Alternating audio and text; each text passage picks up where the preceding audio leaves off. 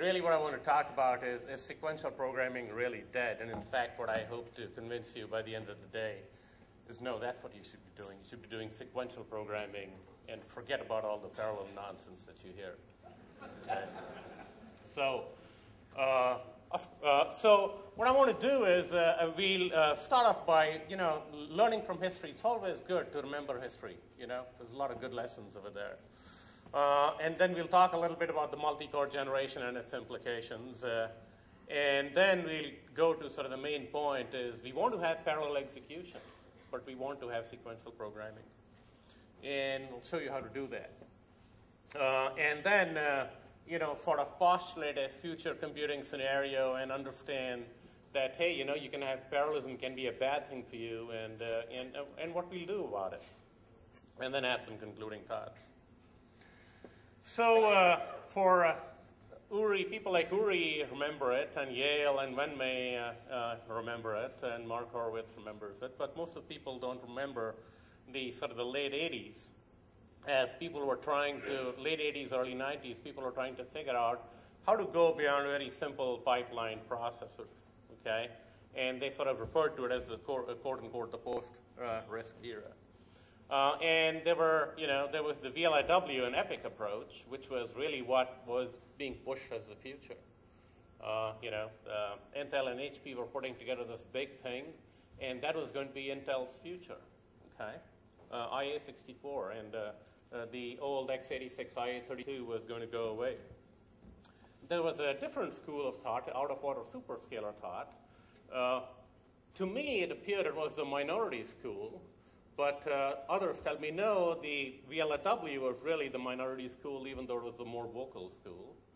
But what the VLIW and EPIC school was, they were descendants of high-performance computing, okay? That's where you did parallel work. So, so you took the HPC experience and figured out how to take the HPC experience down into the trenches. And the main thing, the takeaway was, hey, you have some program and you have parallelism in the program, and you're going to have to figure out how to take the parallelism in the program and mold it into how it should be actually executed on the hardware. And they tried to strive for efficiency, and I won't go too much into their notions of efficiency over there because in the interest of time, I got 50 slides to go through. In the process of trying to create an effectively a static parallel representation, there were several problems that came up, and there was a lot of research trying to solve those problems. Okay, I'm listing several of them. A lot of very good stuff, very interesting innovations came out over there. Interesting research, I should say, if I use Guy's model of innovation. Okay. The out-of-order superscalar people were not from the HPC school, in the out-of-order superscalar mode, you never tried to statically search for anything. It just dynamically, you got the parallelism and independence, but you didn't try and statically represent any independence. So what you did over there was create a dynamic parallel execution. Of course, you have to have parallelism in the application. If you don't have parallelism in the application, you're not going to get parallelism. But there were none of the problems that were involved in statically creating a parallel representation. Okay? Now, if you compared superscalar with VLIW, well, yes, superscalar wasn't as efficient as VLIW. There was more hardware involved. Okay? And, it was hard to get a resource saturated for cases that a VLIW easily could. But it was a very natural interface. Provided a very natural interface for a programmer generator. And more important, or equally importantly, not more importantly, if there were some runtime uncertainties, it was much easier to adapt to.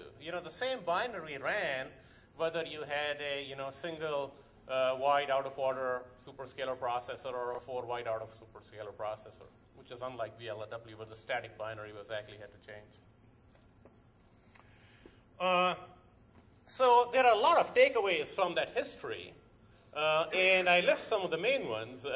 One is, the wisdom from HPC is natural to apply when you're trying to look for a parallel solution. But is this a good idea? That's the question one has to ask. Okay? Importantly, I can get a parallel execution even without a parallel representation. Okay? The data flow style of execution that superscalar processors employed is much more flexible and much more adaptable than the control flow style of parallel execution. You could change the underlying hardware resources, things would work. You could add new forms of speculation and so on and so on and so on.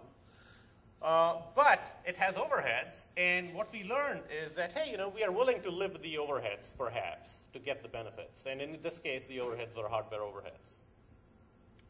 Okay? So now we are in the multi-core era. Parallelism is pervasive and universal. What are we going to do? So here's what everybody's saying. Okay? What they're saying is, look, let's take our HPC experience and bring it down. So we're going to create a program with parallelism expressed statically. And then we're going to teach students about parallel programming.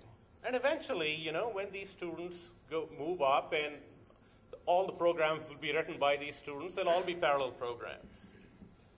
Okay? And so, you're actually seeing people going around offering tutorials on how universities should be teaching parallel programming classes and so on and so on. Okay?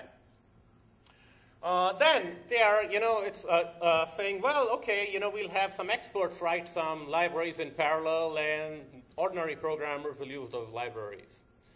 So those of you who were around 20 years ago, it's like squishing a watermelon seed, the same kind of arguments were used in the VLIW era. Is when you push them on one argument, they'd slip away and go to some other one. Okay? And you push that one, they'll go to some other one. Okay?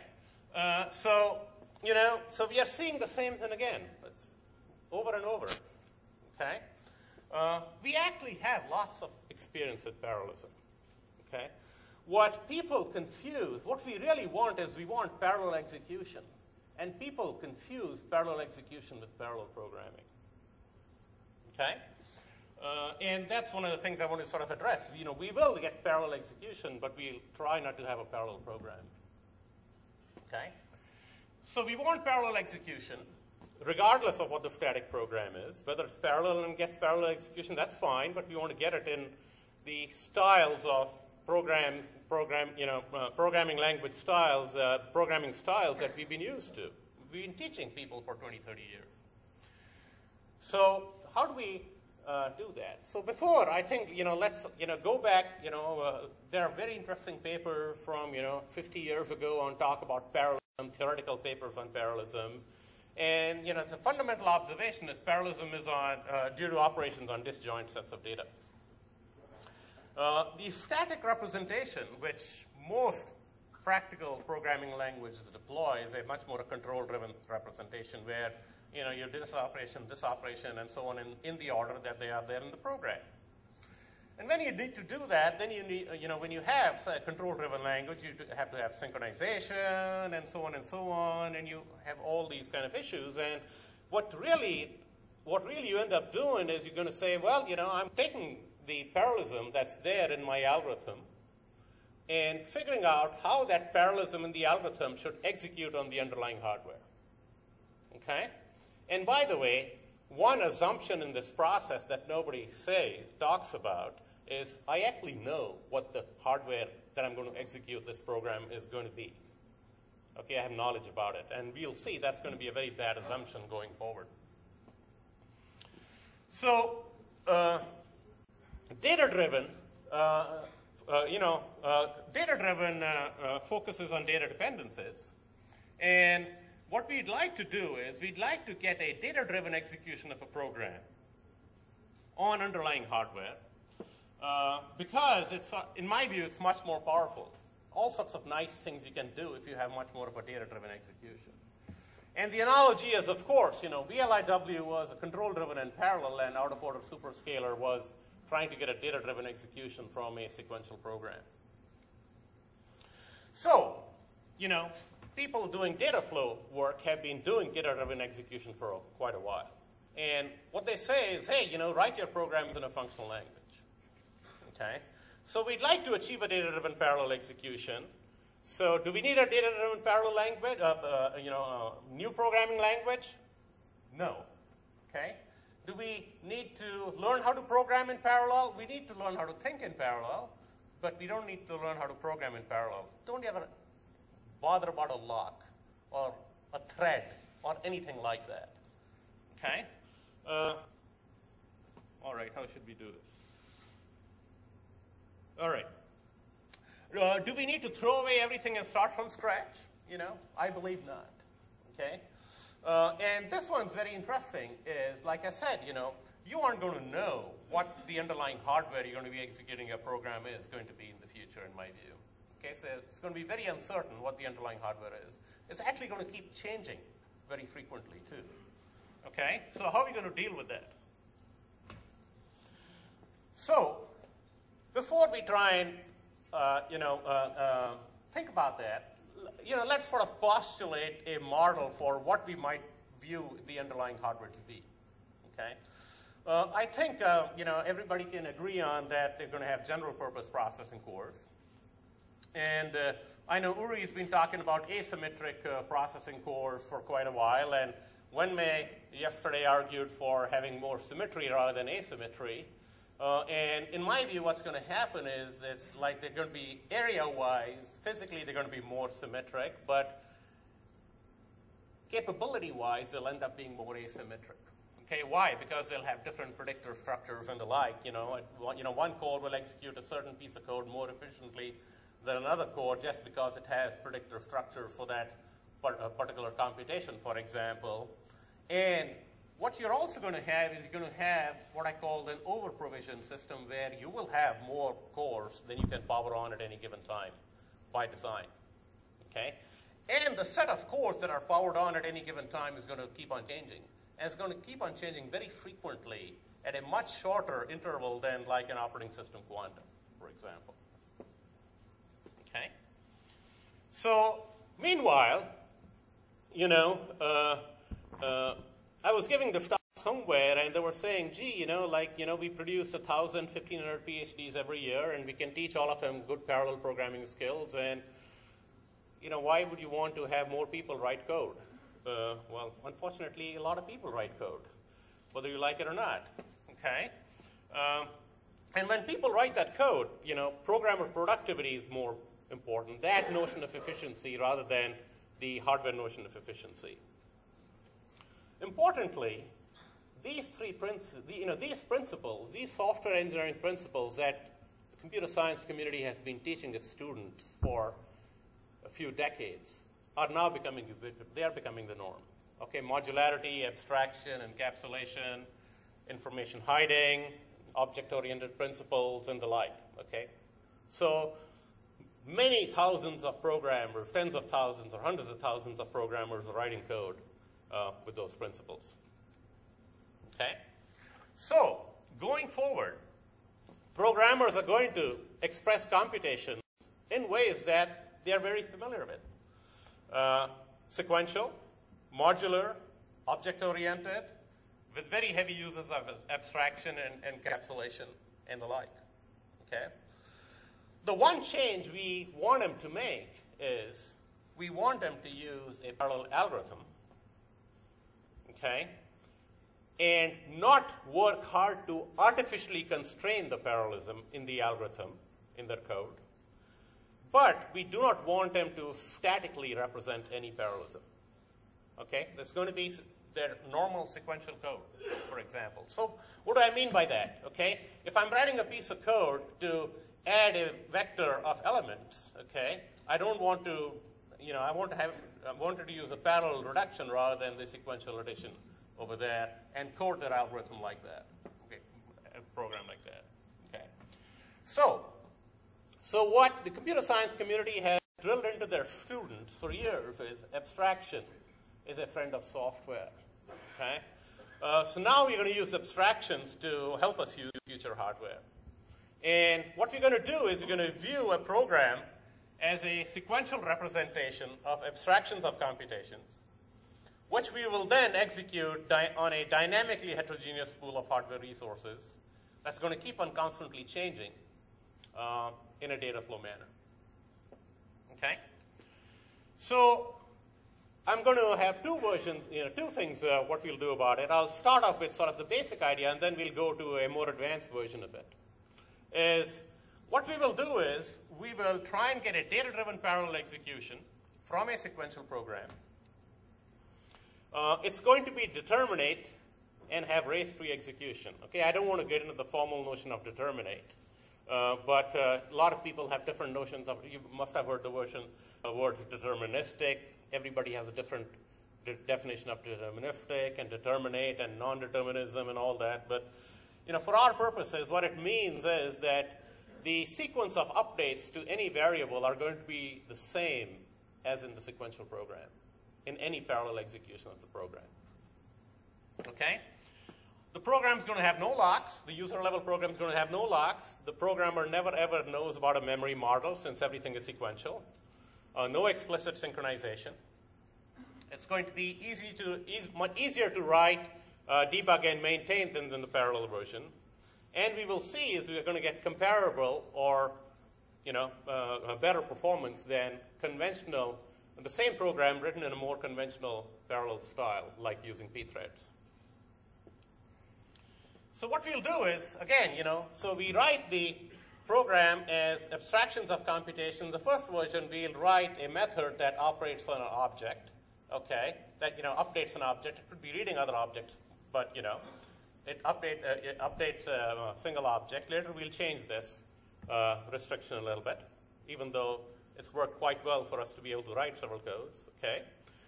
Then what we will say is, hey, here is a method, a piece of code, that I know it's going to update this object, and I'm, in this region of the program, I think I may have some parallelism. So I'm going to possibly consider executing this method in parallel. Okay? So I make a little annotation like that. Now, when my sequential program gets to such a method, okay, it'll determine the object that it's touching, and based on the dynamic object that it's touching, put it in a bin. Okay? So everything that's updating the same object is going to go to the same bin. And everything that's in a different bin is going to be on different objects. And parallel execution can happen. Okay? So again, I have some underlying parallel execution infrastructure. There's a sequential thread that's walking through the sequential program, and when it sees a method, it's going to determine which bin it's going to go into, and the parallel infrastructure then is going to start taking work from these different bins and execute them in parallel, and what's going to be in the different bins is going to be independent. Okay? So I'm only going to care about dependence. Okay? In an earlier slide that I took out, to get a parallel execution, you first have to find the data dependency, the data that some piece of code is touching, then find its relationship to the data that other pieces of code are touching, and then go ahead and try and create a statically parallel program where different pieces of code could execute in parallel. What we are saying is simply try and help me figure out what data a piece of code is touching, and then we'll take it from there. Okay? Importantly, we get updates to a given state in the same order as a sequential program. So if your sequential program is correct, then your parallel execution is going to be correct for that same input. Okay? So underlying, we have some parallel execution structure that is it looks like a task execution system, okay, which are widely deployed these days, task execution systems. I won't go into this, okay? So here's now, what we did is we took several application programs that others had written in parallel using pthreads or OpenMP or MPI or whatever it is, and then we created our sequential versions of them in C++. Okay? And then we ran them on several machines. Here are results for two different machines. One is a 4-core AMD Barcelona chip, and this is an Halem chip with 4 cores and 2 threads per core. And I don't have to go into the details of the bar. The takeaway is that the sequential versions, which are the Prometheus, which is what our library is called, are roughly similar in speed-ups achievable than the parallel codes. And again, it's sequential, determinate, race-free, and so on and so on. And here are now on multi-socket machines, we run the same codes. This is a 4-core 4-socket. This is a 4-core 8-socket. This is a Halem with 4 cores, 2 threads per core, and 2 sockets. Okay, again, without going to the details, the takeaway is sort of still the same. Okay. Here's a different way of presenting the results. Here is how, as I have different numbers of worker threads in my parallel execution infrastructure, which of course the programmer never ever sees, how the speed up changes as the number of threads is varied. Okay, and it has all the nice properties that it increases, except when it doesn't. Okay, and I'll actually spend a fair amount of time on precisely this issue over here. Okay, this is pointing out a very, very important problem. This is not an artifact of our system. This is an artifact of parallel execution, period. Okay, and I will show you how we can do a much better job of handling this, where we'll go like this, rather than the other systems. Okay, but this is a very important point that I think needs to be brought out. Okay, so our more recent version, we actually allow pieces of codes to have arbitrary, read arbitrary objects and write arbitrary objects. And we do a complete data flow style execution on entire methods at a time. Okay? What I want to do is I want to show you a simple example of a sequential piece of code and its parallel version in our way of looking at it. Okay? So what I'm doing is I'm taking a bzip code where what you're doing is you're reading blocks from an input file, and then you're compressing each block and writing the compressed block to an output file. Okay? Fairly straightforward piece of code. So here is where the work is being done, most of the work, okay, in compressing the block. Okay? So to compress the block, you have a block object, and then you write this block object, the compressed version of this block object, to the output file. Okay, so you have the output file pointer. This is a sequential version of the code. Here is the parallel version. Here's our version of the code that we run in parallel. Okay, what we simply say is data flow execute something, and what is this something? The something is this compress function, and what you're giving a parameter to this compress function is this block over here. Then we go and say data flow execute the file write. Okay, file write this block, and here's the file pointer. Okay, so what will happen now is when our program thread is going through this piece of code, when it sees the data flow execute, it'll invoke the runtime system. What this runtime system will do is it'll evaluate all these parameters over here, get the tokens to those objects, the read and write tokens to those objects, and then call the method once it has all the requisite tokens to get those objects. Okay, so here it'll get a write token to this block. Here it'll want a read token to the block and a write token to the file pointer. Okay, then you'll go back again and start going for the next block. You'll get a write token to the next block, read token to the next block, and a write token to the file pointer over here. Okay, what will happen is now this method can start executing. This will then wait for this one to execute because it needs this block. For the next block, the next file write will wait for this file write to happen because it needs to wait for this token to happen over here.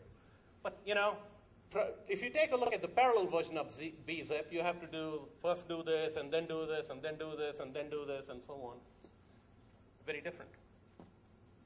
Okay, and here again now are again benchmarks for several different benchmark programs for 2 different machines, 8-core machine and a 32-core machine.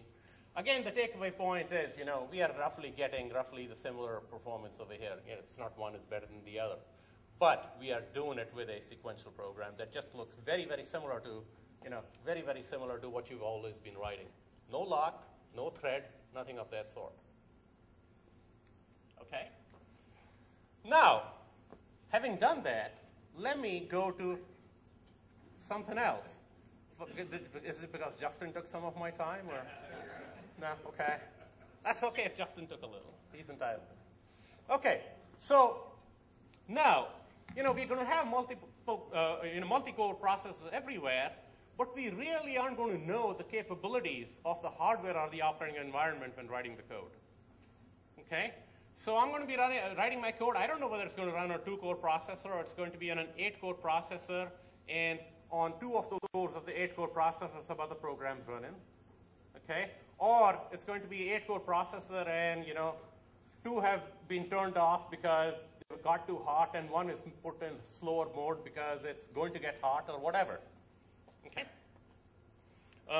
And as the question then comes is, how much parallelism should we have?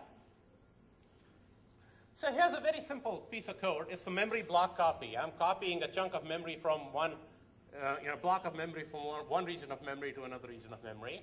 Very easy to parallelize. So the typical way of parallelizing it is, hey, I have n threads. I divide this block into n different sub-blocks, and a thread copies over each block. Very simple. Okay?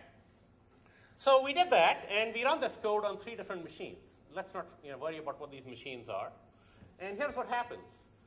Parallelism increases as we increase the number of threads, and then it decreases. Okay? And this is using, p threads. Okay? Why does it decrease? Well, because there's resource contention. Okay? There's resource contention in this case for the memory bandwidth. The Halo machines are a little better than the Barcelona machines, especially the multi-socket Barcelona machines. Okay?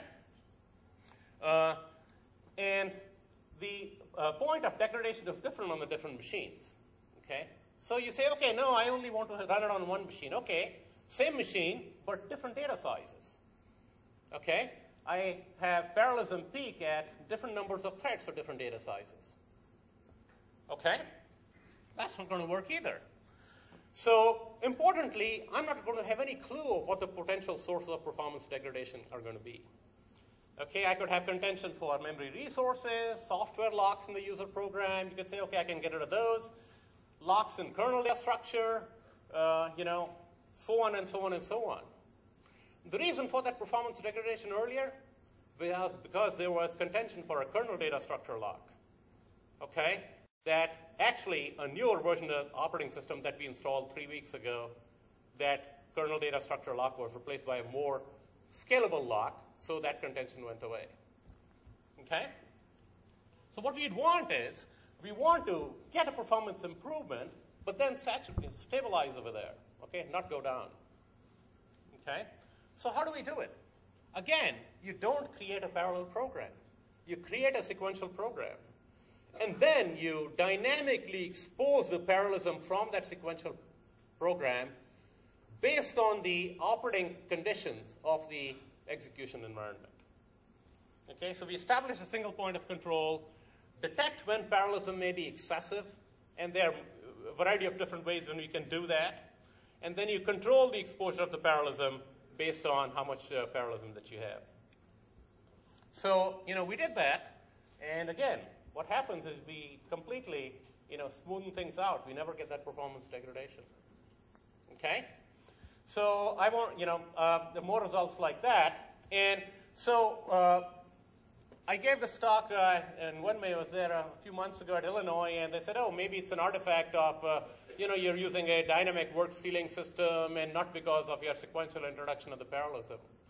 So what we did is we actually took an open source version of TBP and put this on top over there.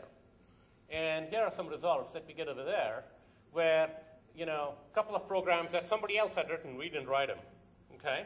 And what we took their task-based code and sequentialized all the tasks and then introduced those tasks one by one at a time. And while they weren't getting a degradation over here, we actually get a higher performance by reducing the contention. Okay, here they got a little degradation and, we continued to go ahead. So Uri's not giving me the signal yet, so I better try. You give me the 1 minute signal too? Okay, 1 minute, Uri. Okay. So the other issues to ponder is, well, there are too many issues to ponder, but I think this one is the important one. future-proofing software. The software you write now, you expect to be running for many years from now. You don't know what the hardware is going to be. Okay, so you don't even want to bother the hardware. Okay? Then this is really the issue. And you know what people may be thinking, hey, in some sense you are writing a parallel program, it's not a sequential program. And my counter to that would be, you know, if you are able to write a parallel program, or if you are able to write a program with pieces of parallel work, put them in sequence. Make them sequential.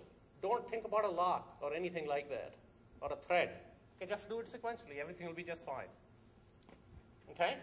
So, to summarize, I don't think we need to think about new ways of programming. Okay? I think we need to think about new ways about how to execute programs. We want programmers to think in parallel, but program sequentially. And, you know, to me, at least, it's fairly clear that the future is going to be sequential programs that are dynamic parallel data for parallel execution. If you want to write parallel programs, that's fine. There'll always be things for you to do, perhaps. But most people will be doing sequential. Thank you.